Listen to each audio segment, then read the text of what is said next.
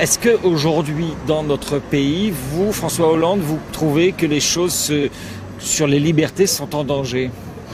Je crois qu'au nom d'une cause qui est juste, nécessaire, lutter contre le terrorisme, on est en train de faire des amalgames et des confusions. C'est-à-dire que celui qui n'est plus dans la norme, qui peut avoir un comportement déviant, qui peut parfois même être au-delà de la loi, peut être assimilé à un terroriste. Ce qui, là, est une atteinte grave aux libertés. Pourquoi on fait ça? Pourquoi le pouvoir politique fait ça selon vous? Je crois qu'il y a d'abord une espèce de mouvement politique, c'est-à-dire de donner le sentiment qu'il y a une menace et que le pouvoir y répond. Donc il y a une intention politique qui est... Ils inventeraient la menace alors?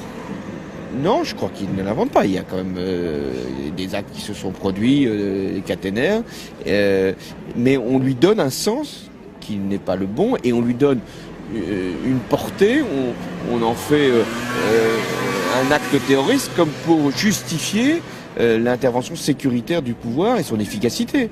Et puis deuxièmement, il y a une forme de dérive sécuritaire qui justifie des lois sans cesse plus répressives au nom d'une menace qui parfois est réelle et parfois, on le voit bien, est virtuelle, voire même inexistante. Vous avez quand même dit que, d'une certaine manière, le pouvoir politique pourrait favoriser la qualification d'actes répréhensibles mais, en actes terroristes pourquoi? Pour que la population se sente en sécurité avec ce gouvernement? Je crois qu'on a suffisamment à faire avec le terrorisme réel pour qu'on n'aille pas en inventer un qui n'existe pas, qui relève peut-être d'autres procédures. Donc, mais pourquoi il invente le pouvoir alors? Peut-être pour montrer une efficacité qui, sur d'autres terrains, notamment économiques et sociaux, n'est pas forcément au rendez-vous. Donc c'est grave vos accusations, M. Hollande, là? Je pense que c'est grave.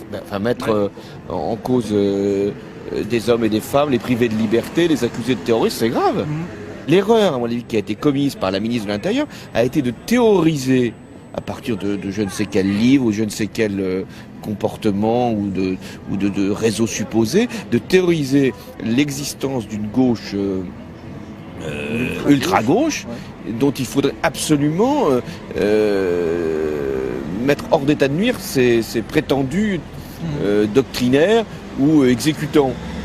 Bon, je crois qu'avant de porter une telle accusation, je ne dis pas qu'il n'y a pas un moment des surveillances à observer. Il y a sûrement des surveillances à observer et même des répressions à exercer quand il y a des mises en cause des matériels ou des biens qui appartiennent à l'État ou qui appartiennent à une entreprise publique. Il faut que les choses se fassent. Mais de là à imaginer un scénario où le terrorisme serait là, présent, dans le cœur même de nos villages, je pense que là, il y a eu une dérive. Alors, la ministre de l'Intérieur, si maintenant les procédures démontrent que ces jeunes ne sont pour rien, y compris pour les actes dont on les a supposés coupables, alors là, je pense qu'il faudra des excuses de la part du ministre de l'Intérieur. Si maintenant, on lit les livres et on recherche leurs auteurs et on interprète leurs textes, et on va les chercher manu militari, y compris même en Corrèze, pour les mettre sous les verrous, c'est vrai que c'est inquiétant. Faites attention à ce que vous allez imprimer, diffuser, on ne sait jamais, vous pouvez y passer aussi. Et c'est ça d'ailleurs qui est troublant dans cette affaire de Tarnac, c'est qu'on se dit... Vous êtes inquiet, vous? Parce que on ne sait jamais. Qu'est-ce qui peut se produire?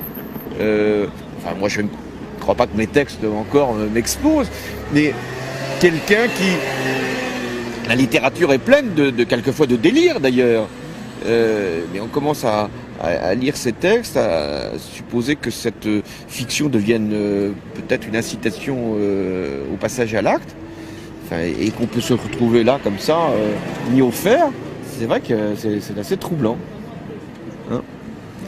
Vous avez l'air en forme, vous êtes souriant et puis vous êtes clair là, je trouve, ce soir. Je vous remercie, M. Hollande. Plus que pour le Parti Socialiste, c'est ça que vous voulez dire. À bientôt. Salut.